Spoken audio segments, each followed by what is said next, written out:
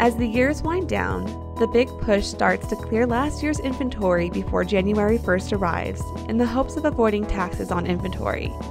Yes, retailers pay taxes just for having stuff. Post-Christmas sales features deals on stuff gathering on the shelves, occupying floor space, and filling stock rooms. The older an item is, the quicker it has to be sold as fashions rapidly change and such items become unmarketable. Fashion trends inflict brutal damage on the auto industry, allowing a new car, at best, only a year as a state-of-the-art commodity. How does this affect the consumer? The final days of the year bring significant bargains within reach of all shoppers. Though the purchase of a car is more complicated than buying a loaf of bread, the auto industry does make car buying an adventure in bargain hunting. Car dealerships are more likely to offer basic price cuts on a particular model, but most discounts come from the manufacturer in the form of incentives that either discount the car price through a rebate or through low-interest financing. This can present car buyers with the opportunity to start the new year with very affordable car loans. New Year's Eve is the deadline for clearing old stock from the shelves. Car dealerships will try to dispose of as many cars as possible by this day without actually giving them away for free. Though New Year's Day arrives, bargains on last year's models don't just disappear.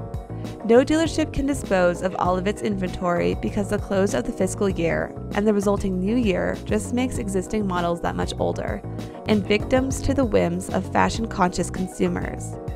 Though the swing in advertising may head towards pushing 2013 car models, the 2012s still have to be pushed out of the way. By the arrival of the new year, many dealerships are still tasked with moving 2011 models that linger on their lots. With space at a premium, these cars can find their way onto used car lots even though technically they're not used vehicles. But by 2013, these cars have lost 30% of their value. Because of their age, these cars are sold for thousands cheaper than their MSRPs at the time when they rolled out of the factory. Car loans to purchase these cars are an affordable proposition, even where the buyer may have poor credit. Dealership financing may be the only alternative for someone who falls below the average credit range, and selecting a 2011 model to finance will easily offset the costs of higher interest rates normally paid on bad credit car loans. Circumstances may force you to get your financing through the dealership. This only puts you at a disadvantage if you're unwilling to research the model of car you're after and negotiate a good price.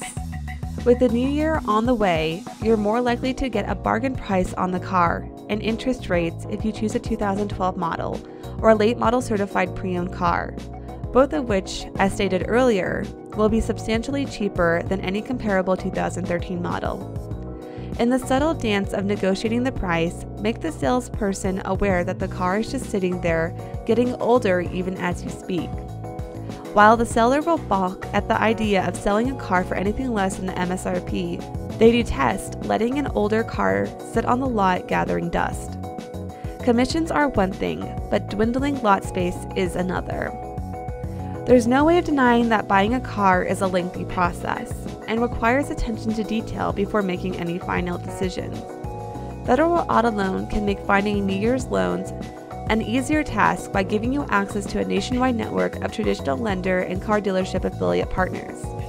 When New Year's shopping is made easier, then you're more likely to spend money wisely. Federal Auto Loan. Good credit, bad credit, no credit, all good.